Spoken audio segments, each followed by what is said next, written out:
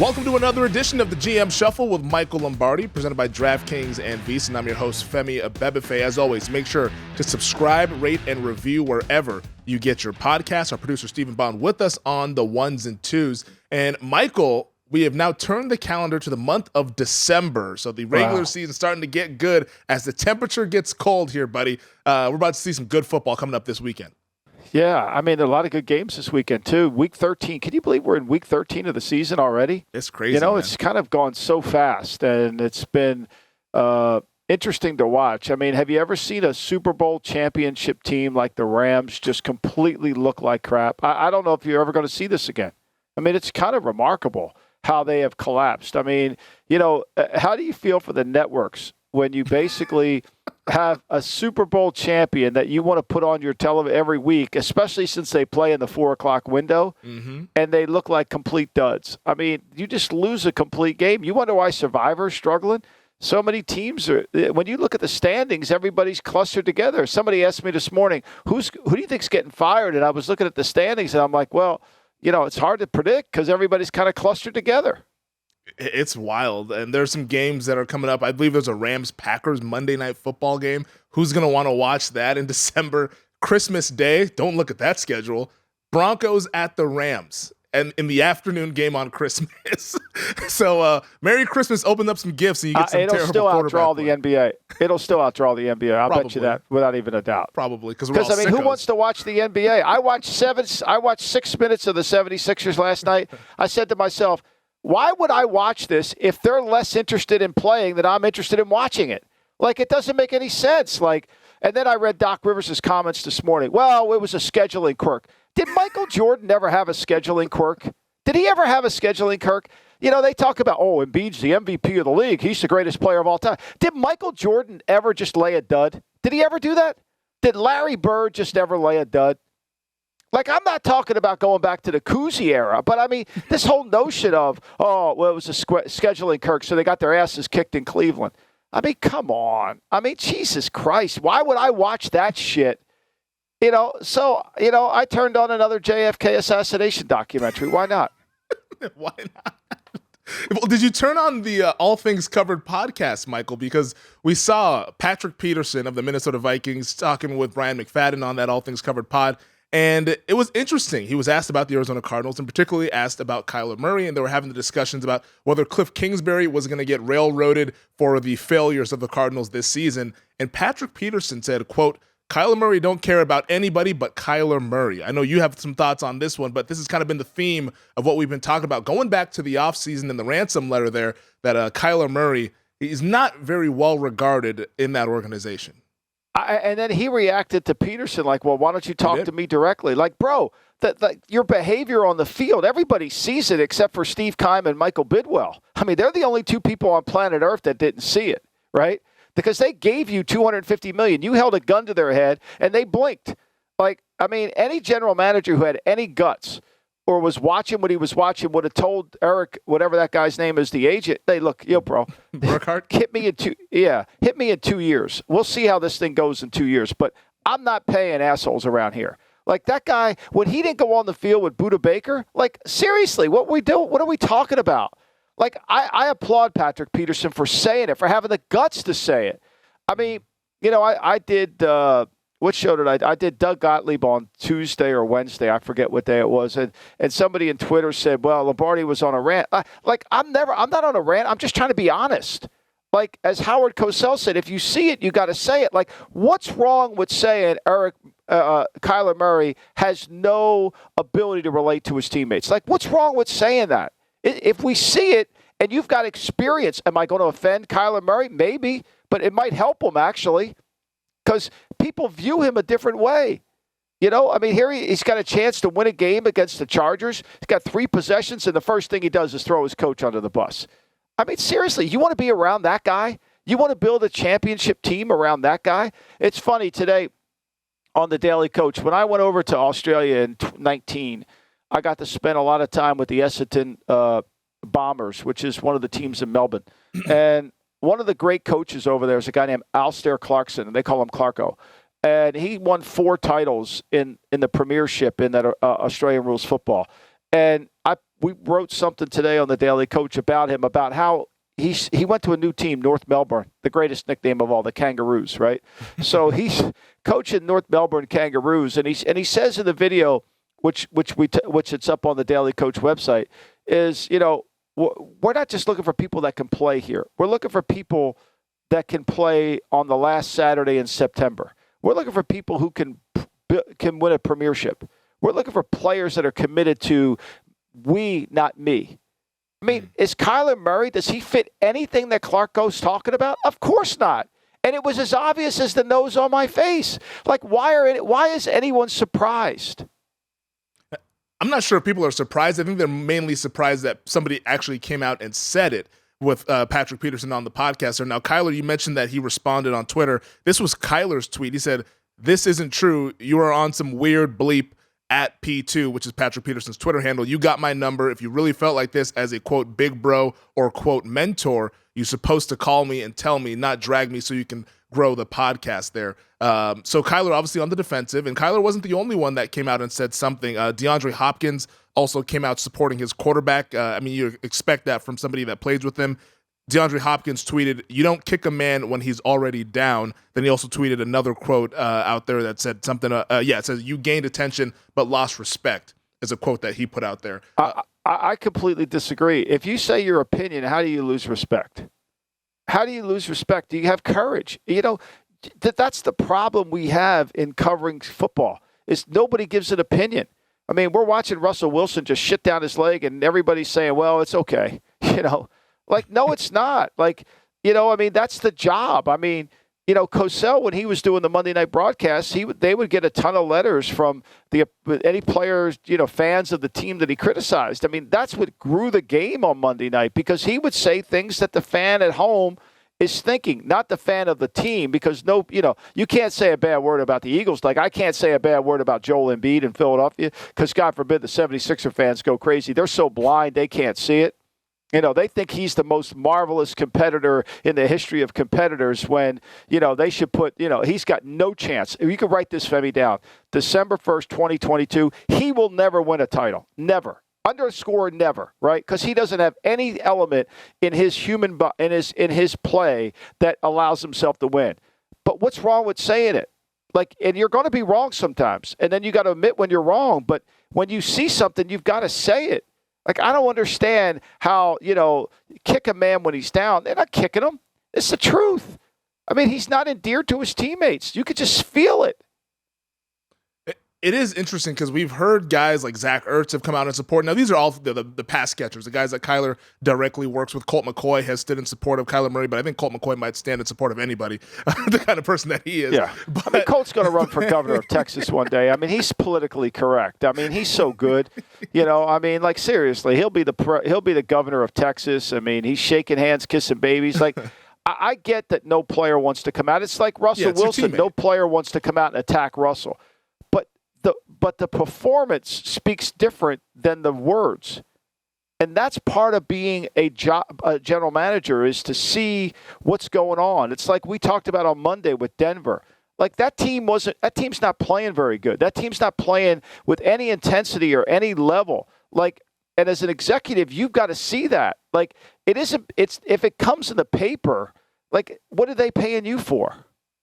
And when you see stuff like this, and then you give the guy $250 million and you make it worse, like, I can tell you this, I know people that talk to coaches in the building that say it's a disaster in that building. Now, I don't know what the disaster is, but the disaster started when they gave him $250 million. Has this come to light on the in-season Hard Knocks? I haven't gotten around to watching it yet. I'm waiting for the college football to slow down. I didn't watch this week on Saturday. I didn't watch this week, so But look, I mean, if you're Michael Bidwell, everybody's happy but you. Kime's got a contract. Cliff's got a contract. Murray's got a contract. The agent's picking up fees on all three. He's triple dipping. I mean, Jesus Christ, he's triple dipping like crazy. I mean, we got to get him to represent us, man. I mean, he's the Arnold Rothstein of agents. I mean, Arnold Rothstein would put out every guy that worked for him in his enforcement department. he made them sign a life insurance policy so that if they got killed, he was the beneficiary of the policy. Well, there was a fucking good chance they were going to get killed, right? So when they died, he went to the funeral, he paid for it, but he was making money at it. So, like, seriously, like, the only guy happy out there is Murray and his agent. Last note on this, and we got to give a shout out to our buddy at GM_reshuffle. We were talking about it before we started the podcast. Photoshopped the quote of Kyler Murray, and it says Kyler Murray doesn't care about anybody but the GM shuffle. Yeah, of course, he's not listening to it because But at the end of the day, Kyler Murray's a documentary on what you don't want to pay a player. I mean, here's all the reasons why you shouldn't pay. Right? Mm-hmm. And there they are. And when you ignore it, I don't blame Kyler. I blame the people that gave him the money. Yeah, I'd have signed too if I was Kyler Murray. Michael, you wanted to because we talk a lot about the NFL, but you wanted to get to some college football and what we saw over the weekend with that big Michigan and Ohio State game. And it has to do with Ryan Day and the comments that he shared with the Fox broadcast at halftime. What was it that you wanted to highlight here? Well, I think to me Ryan Day comes off the field, and I think Tom Rinaldi was interviewing him, and Ryan Day, or it was before the start of the second half, and Ryan Day, all he talked about was how tough his team was. And to me, I think one of the biggest problems young coaches have, offensive coaches have, is understanding what real toughness looks like. Like, what does toughness look like? Like, I was watching that game, and I never for one moment thought Ohio State was tough. I never for one moment thought that Ohio State was going to be able to battle Michigan into the fourth quarter and come out alive because they're just not set up for toughness. It's like, a couple years ago in 2006, before New Orleans won a Super Bowl, Sean Payton got into this mode where 3rd and 4, 3rd and 2, let's run sticks, let's run option. It's easy to get a first down on 3rd and 2. When in reality, sometimes you got to run the ball on 3rd and 1. Sometimes you got to be tough, and Sean learned that. And I think that took Sean's coaching to another level. I think a lot of young coaches, Day particularly, they don't understand what toughness is really about. How do I develop toughness? How do I become tougher? How do I make my team tougher? How do I make practice tougher? Like, it's not something you talk about. For 365 days, he's been talking about how he's going to make his team tougher. Yep. Well, there's been no evidence that Ohio State's tougher. There's no evidence of that. Do you go out, do you practice outside? Do you make it hard on the players? Do you hold the players accountable? Toughness isn't something that shows up on Saturday afternoon or Sunday. I think one of the big concerns, the reason I wanted to talk about this, Femi, is one of the things I think when you watch Green Bay, they don't have any toughness. And that's because their head coach isn't tough. I mean, he's not a tough guy. And I think part of the problem in the NFL today is a lot of these coaches, they're hiring play callers. They're hiring offensive coaches who don't understand how to add toughness to their game. You've got to be able to get 3rd and 1s. You got to be able to be tough, win close games. You got to coach toughness. Toughness is something you got to coach. Physical toughness and mental toughness. And it's hard because the rules are keeping you from coaching physical toughness. So what do? Why is Green Bay not very tough? Well, they're not any good in the kicking game, even though they hired Rich Bisaccia, who's a really good special teams coach. But because LaFuck doesn't give any time to it or really thinks it's very important, there's no toughness ingrained in it. Or does he demand any players to play in it? So for me, it's like you're a young coach. You're an offensive coach. You're drawing all these plays. You got all these ideas on how to attack. Kellen Moore. You think Kellen Moore's tough? He comes from a tough program in Boise State, but I mean, based on the way they call the plays, I don't think they call them like they're a tough football team. No, of team. Course he's not tough. I mean, I don't even know if Boise State's tough. I mean, like I think Boise State with Peterson was great, and I thought he got the game. But like that's to me is like if I were interviewing some of these offenses, I'd say like give me 5 examples on how you're going to create toughness with our football team. Like how are we going to become a tough team? And if you're an offensive coach, as a head coach, you got to work really hard to be tough. If you're Mike Zimmer coaching defense, your team's going to have a sense of toughness because he's a tough guy. But you got to spread that toughness throughout the team. And I just thought Day, to me, it just struck me, and I'm going to write this for the Daily Coach, it just struck me that he doesn't even know what toughness looks like. He doesn't even know what it looks like. If you don't know what it looks like, how the hell can you coach it? And it goes back for Ohio State back to the game against Michigan last year where they got punked in Ann Arbor, and they spent the whole summer and the offseason talking about how they're going to revenge that loss there, and they went ahead and got punked in their own building again. So that's back-to-back years now. Do you think that mental toughness, you talked about how physical toughness is hard to teach now with the rules and the practice, you can only do so many things. Can mental toughness be taught? Yeah. Every day it can be tough. Mental toughness, how we practice, how we prepare, discipline, who's accountable, doing things the right way every single day.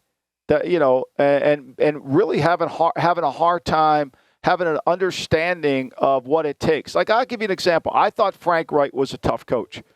Okay, his teams, and I think this is verified. I think when you watched his team played early there, when Dave Gooch was his line coach, and then he changed line coaches, which he lost some toughness when he lost Gooch, right? As the longer Wright stayed in that program, the less tough the Colts became, because it's hard to coach toughness every day, right? It's hard to have competitive stamina, both mentally and physically. It's hard to do it right. It's hard to be the asshole who's bitching all the time. It's hard to be the guy that's, like, hey, we're not doing that right. We got to do it over, right? So to me, mental toughness. Now, Bob Knight said it well. Mental toughness to physical toughness is as different as 9 is to 3. I mean, they're not related, but they somewhat are related, but you got to work on both. Mentally tough. How do we not have a penalty when we need it? How do we overcome that? Those are the kind of things you have to work on constantly, and you've got to put players in situations to bring that out. Like if I were Ryan Day, as good as they are, and he wanted to get tougher, I wouldn't be in the spread all the time. I would want to be under center and have some two-back runs, because we're going to need some two-back runs. This is what we're going to need. They're so married to their scheme. They're so married to their scheme that they don't understand it. Well, it's just as easy. We'll throw option routes on third and 1, whatever we do. Then we can't get a first down. We're all pissed off. I think toughness is one of the most underrated aspects of football, and you outlined it right there, Michael. Let's take our first break. On the other side, we start our Week 13 preview with Thursday Night Football, and it's a good one. Bills at the Patriots. All right, Michael, before we get to Thursday Night Football, we got to look back at what we saw this past Monday night. The Pittsburgh Steelers beat the Indianapolis Colts 24-17, but the final drive is what has everyone talking, and I know it's what you want to discuss here on the pod. Jeff Saturday, man, what was going on with the timeout usage or lack thereof there on that final drive where he let all that time, precious seconds, tick off the clock, and it ultimately cost him the game there?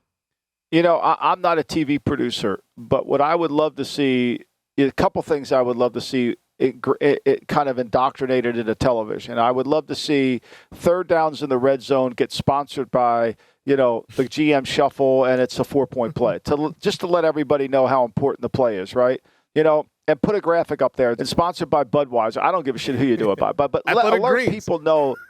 Yeah, exactly. Athletic Greens. Perfect. Which is good stuff, by the way. It is great stuff. And so, I would love that, because I think we get so caught up in third down. There's different third downs all throughout the game. And every third down has a little bit of a different level of significance, and especially the ones in the red zone.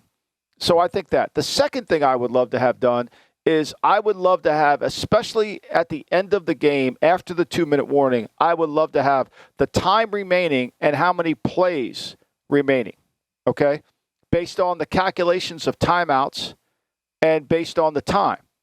Because what I thought, when everybody went to Saturday, and he obviously answered the question, Saturday missed the whole boat, because Saturday didn't understand that at the end of the day, it's about how many plays can I get, especially with an offense that can't move the football, right? Like, we're not going to make a chunk play, So when there's 2 minutes left to go in the game and I've got 3 timeouts, I've got a lot of plays I can run, right? I could probably run, a lot of things. I don't have to hurry up. I could, and I've got the ball at the, after that 2-minute warning, when they convert to 4 and 3, they're at the 37-yard line of Pittsburgh. So I got 37 yards. That's 3 first downs. That's 9 plays. Figure so the most I got is 12 plays. I should be good shape here. I got 12 plays left in the game. I would love to have that graphic of how many plays, based on calculations, are left in the game, so the fans could stop looking at the clock and understand how many plays are left. That's where we get so confused in 2 minutes. No one talks about how many plays are left. And so when he runs the ball and he gets sacked on first down. Now, let's put this in perspective. Anytime, the reason you have timeouts after the 2-minute warning is when you get sacked, you have to use one. Okay? That's the reason you save your timeouts is not to get the field goal kicker on the field. It's to help you get the team back into the huddle after you get sacked. Because it takes too much time. It takes too much time. So, he gets sacked on 1:35 to go in the second, and by the time they snap the ball, there's 59 seconds left to go. So he loses. He lost 6 into 36. He lost basically 6 plays by not calling that timeout. Like when you get sacked, you got to call timeout. Okay. Then he runs it again and he loses more time. Then he lets it go from 59 seconds all the way down to 34 before he calls a timeout with 36 seconds with 30 seconds to go. Yep. So now he loses another 29 seconds. So he lost another 4 plays. He gave away 10 plays in that drive. That's the part where if he calls timeout after the sack at 1:35 to go, right? Timeout. Boom, we're done. And so now all of a sudden I've kept my plays in track. The other thing I think we miss on game management is this whole notion that, the strategy that goes into 2-minute warning, right? Like people confuse strategy and decision making. Right? Strategy is how are we playing the 2-minute? How are we going to handle this? And if he's not an experienced head coach, but if he were an experienced head coach at that 2-minute warning after the 4th and 3, he could have come back and said, once we get this first down, guys, here's the next 4 or 5 plays we need to run. Here's what I want to get going. I want to run it. I can't take a sack. If we take a sack, take a timeout. That's because you practiced it. That's strategy. Decision-making is what you react to. And that's where we get so screwed up. We don't have enough people that understand strategy. We have people that want to make decisions, but they don't understand strategy. Then we bring analytics into it, and analytics says, okay, here's the decision you should make. But is it within the strategy of the game? And to me, that 2-minute drive was a documentary on how far away, that this guy is. And, people, Jim Irsay said he's a monomania, which is somebody has an obsessive enthusiasm for or a preoccupation with one thing. Like he just knows football so well. If he knew football so well and he was a monomania, he would have handled the situation. But in fairness to Saturday, he's never been in that situation, so how the hell would he know? Yeah, I think that's the key. If you're an offensive lineman and you know you have timeouts and you give up a sack, the first rule, we get sacked, we're calling timeout. I think that's the key part there is that he just hasn't been in these situations, and when they arise, it's kind of deer in the headlights look there, and that's kind of what happened. And he admitted fault on Monday or Tuesday, I believe, the day after the game. He said, hey, looking back at the tape, I should have called timeout and stuff. And kudos to him for actually taking the blame on that one, because sometimes these coaches will dance around it and talk themselves into thinking that they actually weren't at fault. But it's just the situation. He's inexperienced, and this is what we talked about when he got hired, that, hey, this guy has been a high school football coach for like a season. He's never coached or anything like that. He's been maybe an advisor, but still he doesn't understand what it's like on the sidelines and having to win a game and make those decisions. So it ended up kind of costing the Colts that game as they lost and fall to 4-7-1 on the season. But Michael, let's get to Thursday night football here. Bills at the Patriots, an AFC clash out in Foxborough at our show sponsor DraftKings. Right now, the Bills 3.5-point favorites, total 43.5 here. Pretty big game for Buffalo, who so far is 0-2 in the AFC East this season. Yeah, look, the last 2 times Buffalo's played New England, Buffalo has never punted. This is a big game for New England too, right? Mm-hmm. This is a big game for New England because they've got to find a way to beat Buffalo somehow. The last time they played them, they got killed in the playoff game. They won the win game. And so this is really going to be this is a playoff game, really, I think, for both teams. Because Buffalo doesn't want to inch away from Cincinnati. Cincinnati's got the Bengals this week, right? So, there's a chance they could lose there. And if you want to play all your games in Buffalo, this is almost a must-win. So, this will be hard. I worry about New England handling the 6-back offense. For all the conversation that Buffalo has about we don't want Josh Allen to run, he's still their leading rusher on the team. He's second in rushing attempts, but he's the leading rusher.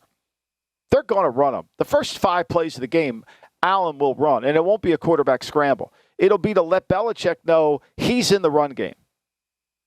And I think ultimately it's going to come down to, can the Patriots function offensively? I mean, today I read a report that Trent Brown might have a sickness. He might have the flu. Yeah. He might not play. Isaiah Wynn is not going to play. So their 2 tackles could be out. It's going to be hard for New England, I think. Now, all the money's coming in on New England. I mean, that line went from 5.5 down to – and there's some talk it's going to go to 3 before kickoff. There was one place here at Circa where I'm sitting. It went to 3, but went right back to 3.5, and that was shortly after the Trent Brown news came out that he's questionable for this game with the illness there. We know Deion Dawkins is not going to play for the Buffalo Bills. They're left tackle, so they're banged up a little bit on that offensive line. But it sounds like we'll see more Tre'Davious White, the cornerback, in this game. So good to see him back out there. Who ultimately wins this game, Michael? I have a hard time thinking Buffalo doesn't win the game. I mean, Buffalo's never punted against them. They haven't stopped them. You know, and the other thing is they have a hard time tackling Josh Allen. I worry about New England's overall team speed on defense. Can they track down Allen? Can they handle it? The game they lost in New England before the playoff game, they lost 33-21. That game wasn't as close as you might think, as the score indicated it was, right? That game wasn't really a close game. I felt like that was a game that, you know, Buffalo was in complete control of that game all the way through. It was after the snow game, the wind game, and they just had complete control of it. So for me, I don't like the matchup. I think it's all about the matchup, Femi. And I don't like the matchup. You know, I don't like New England against 6-back offenses. We saw them against Justin Fields, and they struggled to slow him down. Lamar Jackson as well. Lamar Jackson, you know, so I don't like the matchup. And when you look at it, I mean, I'm not saying Allen's got to protect the ball. He can't turn this thing over. And if he doesn't, I think it's going to be hard. I mean, the last time they played him, you know, in a regular season game in New England, like I said, I didn't think it was a close game. And New England still was able to run the ball in that game.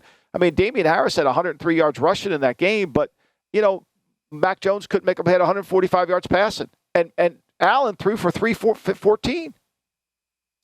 And Damian Harris will be out for tonight's game here. This note real quick there from Bet Labs. Josh Allen is 11-3 straight up and 10-4 against the spread in prime time. So maybe we'll get some prime time Josh Allen here on a Thursday night. But Michael, let's take another break. On the other side, we're going to put the GM hat on and we're going to try to fix the Denver Broncos.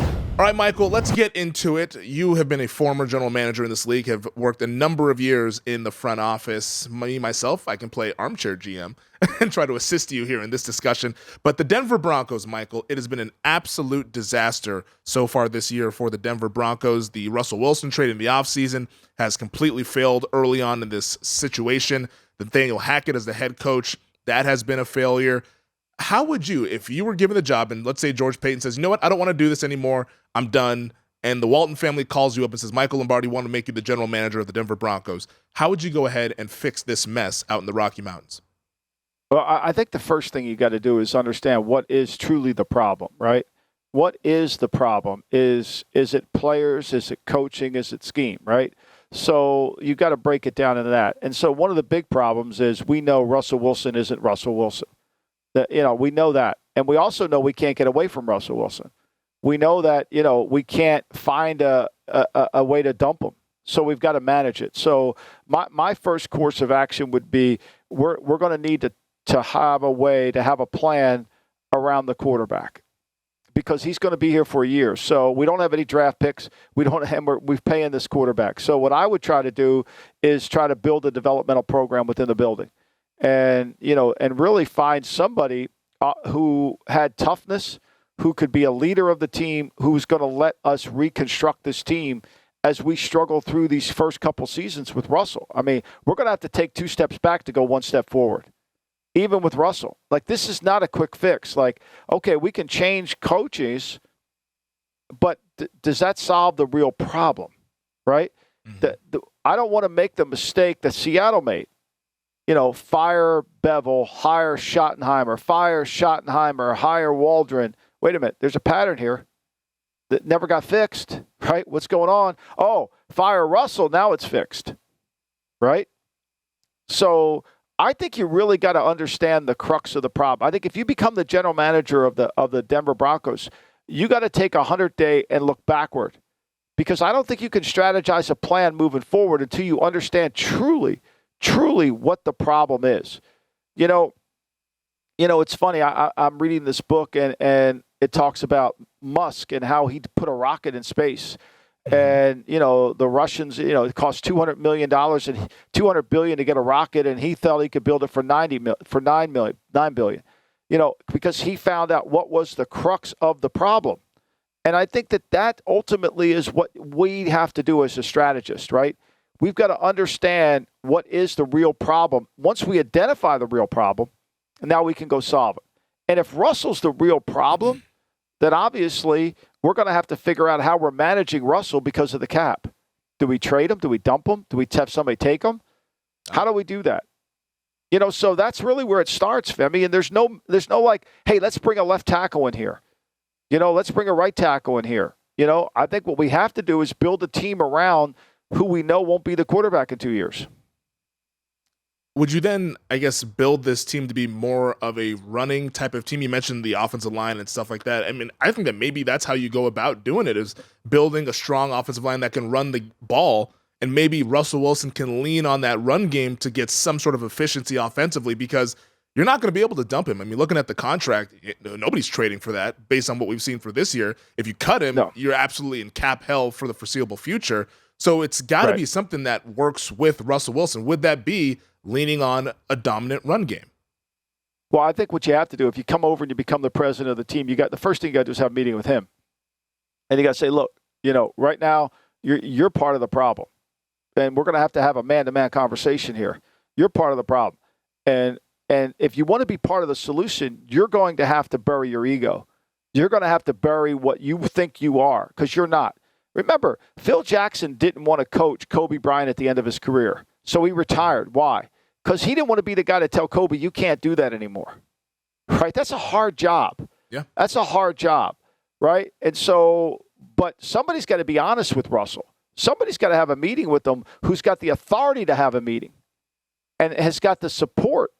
One of the things that I thought was the Sixers, when they brought Doc in, at least Doc came in with stature and clout. So he could tell Simmons and he could tell Embiid he had more political capital than they did, which helped. Somebody comes in this has to have political capital. And they got to have Russell and say, look, Russell, if you want to be part of the solution, here's what we're going to do. Here's how we're going to play this. And I don't want to hear a word out of you. It's interesting because on Monday's podcast, you made the comparison with Russell Wilson and Allen Iverson toward the end of his career. And I've been thinking about that over the past couple of days. And there's the famous Iverson press conference, not the practice one. This one I think is actually kind of better than the practice one. But it's when he was asked about coming off the bench, and Allen Iverson's listing off all his accomplishments. He said, I've never known any all-time scorer that's come off the bench. I've never known any former MVP that's come off the bench. You're going to need to have some sort of a buy-in from Russell Wilson to say, hey, you got to take a step back. I know you want to win MVP, and I applaud Russell Wilson. We all have personal, individual goals that we want to accomplish, and one for him has been winning MVP because he wants to be seen in that Drew Brees, Peyton Manning, Tom Brady stature, but that's just not going to be the reality. So you got to have, like you said, that conversation to say, take a step back, and this is where the offense is going to go. And that's how I would start the meeting, Femi. Literally, that's how I would start the meeting. I would call him in. It would just be me and him and somebody else to verify that what I was saying, somebody knew what I was saying. And he could have his agent there, too. So there'd be 4 people in the meeting. And I would start the meeting by showing the Allen Iverson press conference. And I would say, look, this happens to athletes at the end of their career. This is one of the common causes. They won't accept that they're not the same player. Now, I'm not asking you to be somebody that you can't be. I'm asking you to be who you are. Peyton Manning wasn't the same player when he won his second Super Bowl. He couldn't throw the ball 20 yards down the field. But he did the things he needed to do to win the game. Now, if you can give us that, if you're willing to do what Peyton was willing to do, then we've got a chance here. But if you think you're Allen Iverson, then this is going to be hard. Now, here's the problem. Nobody wants you. Nobody wants you. It's just you and me. There's a sign when you leave Barstow, California, eat here or we both starve, because there's no place to eat along the way, right? Yep. Nobody wants you, Russell. Like, we gave you all this money and people are laughing at us. When your ego will allow you to accept that, we might be able to make some progress here. But you got to have a hard conversation with them, and you got to be able to take it. The next day there's going to be leaks. You're Lombardi's an asshole. This guy's a jerk. But you got to be strong enough to handle it. We'll fight off the leaks there if that was the conversation. But no, I think that's an honest way to discuss it with Russell Wilson, because if they don't have that conversation, it's going to be more of the same, and more of the same is going to get a lot of people fired, except for Russell Wilson there. Michael, let's take our final break. On the other side, we're going to get to Sunday's fantastic slate. I cannot wait for this weekend.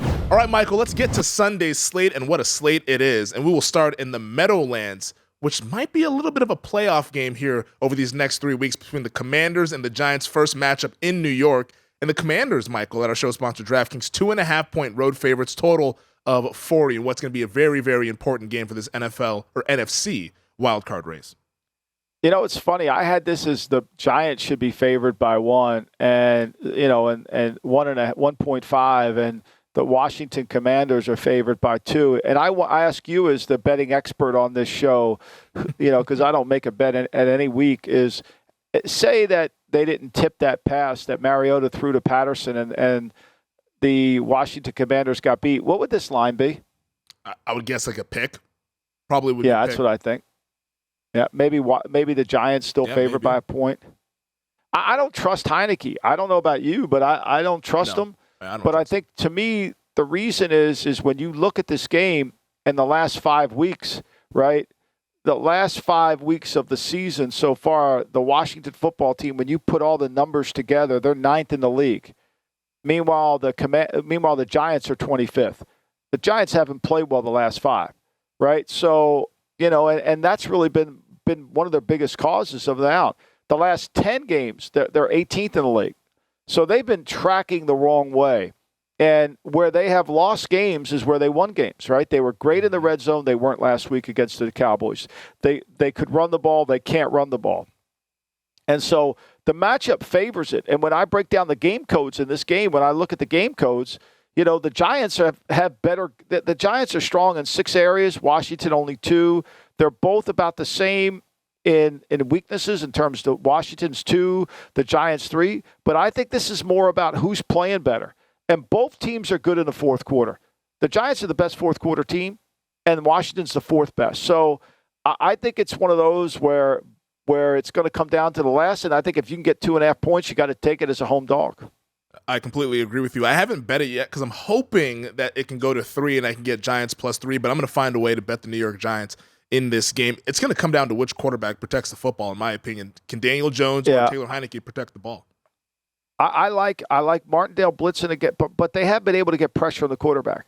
This is going to really challenge Daniel Jones if Saquon can't run the football. If they can't run the ball, where's Daniel Jones can't throw the ball 44 times. He's got to throw it 25 or less.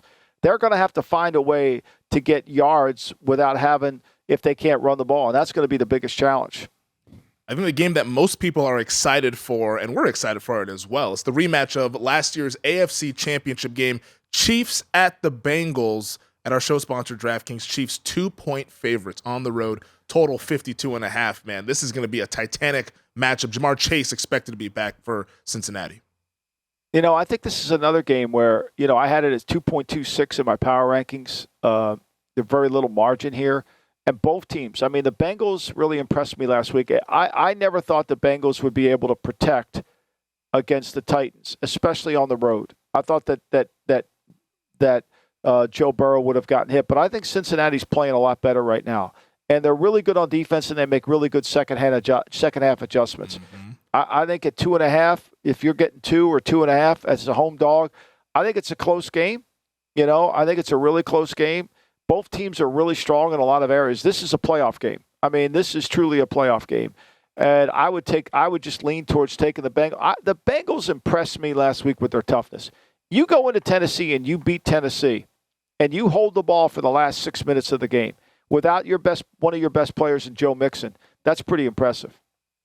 I think by the end of the day, Sunday, we're going to be discussing how it's a 3-horse race in the AFC between Buffalo, Kansas City, and Cincinnati. I think the Bengals win the game on Sunday. Dolphins at the 49ers. This is maybe a Super Bowl preview, Michael?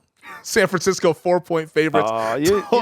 They can hook you like, I swear to God, you're like the shark that gets hooked so easy. God damn, Femi. Jesus Christ. That they offense reeled you good. in like crazy. Fucking Hemingway would have stacked you up like no problem. I mean, the Pilar wouldn't have been in the Bay before he would have stacked you up. I'm keeping an open mind about this Miami team because they've been really explosive offensively. Oh, yeah, sure they've been explosive offensively. Let's talk about it. Pittsburgh's defense, Chicago's defense, Detroit's defense. Houston's defense. Those are defenses that I always look to the first part of the week to study to see how they stop people. That's the first thing I do when I watch tape. I just go, I want to watch Detroit play defense this week. I can't wait to see what schemes they're running and their talented players. Oh, no, wait a minute. Let me go to Houston and watch Lovey run Tampa 2, which is so fucking outdated that they probably wouldn't even put it out there. Oh, let me go watch Chicago's defense. Without any of their good players, they trade them all away. Look, this will be a true test. My question is, can they hit Tua? Armstead's not going to play. Brendan Shell's going to be the right tackle. Oof. They got to put pressure on Tua. It's a zone team all the way, right? And if they put pressure on Tua and they make him move in the pocket, I think it's a hard game. And are you convinced that Miami's very good on defense? No, not on defense. I'm not convinced at all on Miami's defense. I had this as a 5.26 game. Ooh, laying it? Maybe. Yeah. Okay. It's gonna be. The line was 3.5. It went up to 4. Yeah. Look, I'm not saying Tua has. I've put Tua in my top 5 quarterbacks so far. He's been very accurate. He's throwing the ball. It's going to be light rain. It's going to be no wind, but it'll be a little sloppy of a game. We'll see if he can. Can this line block him? Can they block him? We'll find out. I think Armstead will play in this game too. Yeah, I think. But you're already. I can't believe you're real. They get you on bait. No, this is what happened to Paul Castellano. They got him so easy right in front of Sparks. It's too easy, Femi. I'm just saying they've been one of the most explosive offenses in the NFL. Now, this, like you said, is the true test. This is not Chicago or Detroit or those types of teams. This is going to be a legit test on Sunday, and I can't wait to see it. Can't wait to see this game in the early window. Jets at the Vikings in Minnesota right now. Minnesota 3-point favorites, total 44.5. I love the Jets here. I really do. I have this as really a very tight game. I actually have the Jets are stronger in 6 areas. In the top 7 categories in the top 19 categories determine winning. The Jets are in the top 7 and 6. Minnesota's in 5. The Jets are in the top 12 in 5 other areas, and Minnesota's only there in 2. Now the Jets are in the bottom in 4. But I think this team, I think they've got to do a good job of protecting the passer. They've got to be able to do that. This game will come down to, can the Jets' offensive line block Minnesota's defensive front? That's what it's going to come down to. And it's going to come down to, can they hit Kirk Cousins? Can they pressure Cousins? I thought New England would pressure him a little bit more. But look, one thing about Minnesota, they got that lucky rabbit foots up their butt. They are really on luck. They are, it's funny, they have this determination of what goes into luck. Calls, penalties, all that. Minnesota's the number 1 team in the league in terms of luck after week 12. I believe the Jets are 5. Oh, well, maybe they'll have a luck off on Sunday here. If it's interesting though, because it's going to get the matchup of Justin Jefferson against Sauce Gardner. But I don't know if I can trust Mike White to go into Minnesota. That's a hostile environment, one of the best home fields in the NFL. Right now it's a stay away for me, but I'd actually lean towards Minnesota just because I haven't seen enough from Mike White. We mentioned Chicago's defense. He's not impressing me with that performance against the Bears last Sunday. Titans and the Eagles, the Philadelphia Eagles, 5-point favorites. Tennessee's been getting bet all week long here, Michael. Some sharp people like the Titans in this game. Total 44.5. Who do you like? I think the Titans defensively have the kind of team that can give Philly trouble. They're fast. They have linebackers that can run, and they're strong inside. You got to defend Philly inside out, not outside in. And if you can defend them inside out with power inside, you got a chance. And I think this will be a good game. I don't think Philly's going to move the ball up and down the field on them. And the way the Eagles have played defense, the last 3 couple weeks, it hasn't been very impressive. Now, they'll gear up to try to stop Henry. But, if Tannehill can make a few plays in the passing game, which I think he can, that's a lot of points. I have this as a 6.73 game. The line's down to 5. And the game codes favor Philly tremendously, but my Philly numbers haven't been right. They've been off a little bit. And not that they haven't earned the statistical numbers, but so I would not doubt Vrabel on the road. where I'm sitting here at Circa, it's down to 4.5. Now, I want to see if is it really? It's down to 4.5. I want to see if Jordan Davis, our guy, the rookie, they opened up the practice window for him to come back from the short-term IR. There's a chance he could play on Sunday. If he's able to go, I think Philly covers this game and wins. If he's not able to go, it might be crazy to say this. I think Tennessee just wins the game. This is one of those situations, either Tennessee's going to win outright or Philadelphia is going to win and cover the spread. I don't think you see Tennessee cover and Philadelphia win just based on how this game is a matchup here. But let's go to the NFC North here. Packers, 4.5-point favorites against the Chicago Bears on the road, total 43. We believe Aaron Rodgers will play. Nothing really in terms of the status of Justin Fields. Yeah, I mean, to me, this is a game-time decision. If Fields doesn't play, I'm all in on Green Bay. Because I don't think the Chicago offense can trick anybody in that bad offensive line. I'd be all in on Green Bay. If Fields plays, I would look at it. My line on this one was I had this as a 1.31 game. Yep. And the line's at 4. So I would lean to Chicago, but I can't take Chicago. There's just no way. I mean, I can't take Chicago. Although, Green Bay is as bad in some areas as you can imagine. I mean, they're not very good. I mean, they have one area of strength in terms of the top 7. Think about that. And I'll get it to you, and I'll tell you what it is. It's their third down defense. Wow. Okay. They've got 11. They're in the bottom. They're in the bottom category in 10 areas. Huh. Second half defense, turnovers, points per play, third down offense, last 10 games, all those stuff. They're in the bottom 10. Didn't feel like they bottom could get 7. off I'm the field. sorry. Yeah. I mean, they're not good. I mean, no matter how you look at it, they're not good. But neither is Chicago. So, how about the Chargers and the Raiders? This game that's intriguing out in the AFC West here in Las Vegas. Raiders 1-point home underdogs, total 50.5. Josh Jacobs probably not going to practice this week, but it sounds like he should be able to go with that calf injury. I mean, the opening game of the season, Carr throws 3 interceptions. And the Raiders are throwing the ball in the end zone with a chance to win the game, lose by 5. Mm-hmm. So, what team's playing better right now? I think the Raiders have played better the last 3 weeks. I thought defensively the last 2 weeks, the Raiders, not that they're very good, but they got stops against Seattle, which I didn't think they could do. And they got stops at critical points. That sack that they got on 3rd and 5 in the game with Geno before they punted where Jacobs took it back to the house. So, this is going to come down to, can the Raiders control the pace? They can't get behind. They're behind 17-3 at the half. They had the ball with they had the ball with 10. It was 10-3 with the 4 minutes. They had the middle 8 they could have won, and they lost the game in the middle 8 the last time they played them. I think the Raiders are playing better right now. I mean, the Chargers were fortunate last week.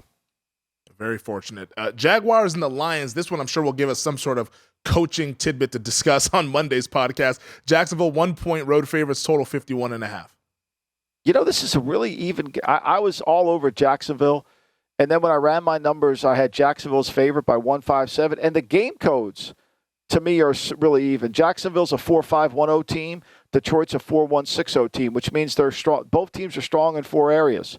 So I think it's an even game. I think Jacksonville should win this game. They should, but you know how inconsistent Jacksonville's been all season. I don't trust them. Do you?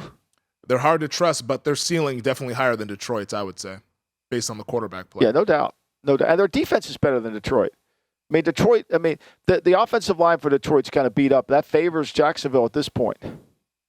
The Steelers and the Falcons over in Atlanta right now. Atlanta 1-point home favorites, total 42.5. This has gone back and forth, hasn't it? Yeah, it's bounced. We've been flipping favorites all throughout the week. Yeah, I thought so because I had Pittsburgh as a 1-point favorite earlier in the week. Mm-hmm. I have Atlanta. I have Pittsburgh should be slightly favored here.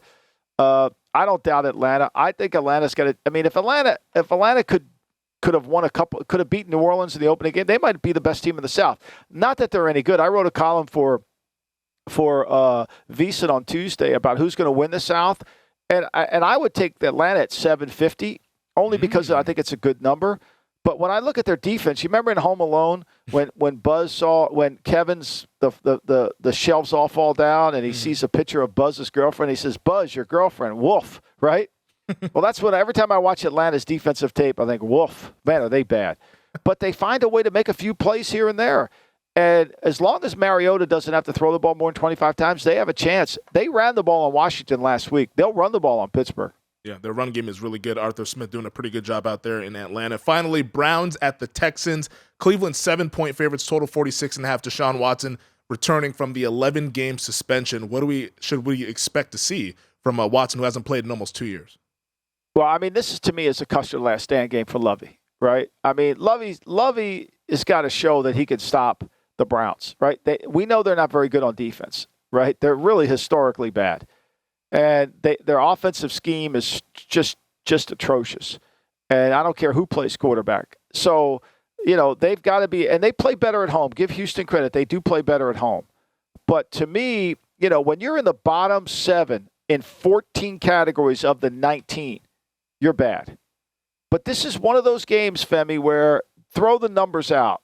What are you fighting for? You got Deshaun coming back. This should bring out Houston's best effort.